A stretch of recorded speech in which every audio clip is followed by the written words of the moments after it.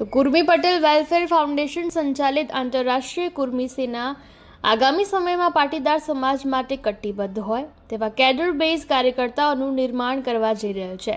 તાજેતરમાં આંતરરાષ્ટ્રીય કુર્મી સેનાના રાષ્ટ્રીય અધ્યક્ષ જિગ્નેશ કાલાવાડિયા દ્વારા રાજકોટ, જૂનાગઢ અને ગીર સોમનાથ જિલ્લાના તમામ તાલુકા મથકોના પ્રવાસનું આયોજન કરવામાં આવ્યું હતું, જે દરમિયાન કુર્મી સેનાના હોદ્દેદારો અને પાટીદાર સમાજના આગેવાનો સાથે બેઠકો યોજીને સામાજિક એકતા માટે વિચાર વિમર્શ કરવામાં આવ્યો હતો।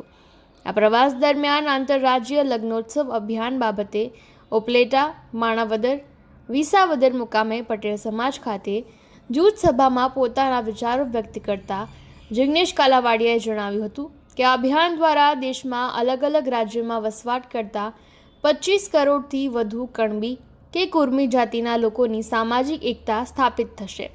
પરસ્પર રોટી બેટીનો વ્યવહાર સ્થાપિત કરવો એ લાંબા ગાળાનું અભિયાન છે, જેના પરિણામો આવતા વર્ષો પણ લાગી શકે તેમ છે।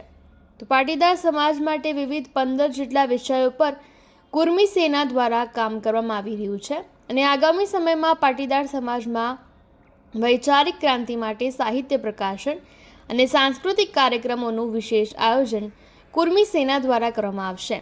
તો કુર્મી સેનાના પ્રવક્તા કિશન વેકરિયા અને રાષ્ટ્રીય કારોબારી સભ્ય એવા ભાવેશ માખેસના આ પ્રવાસમાં સાથે જોડાયા હતા।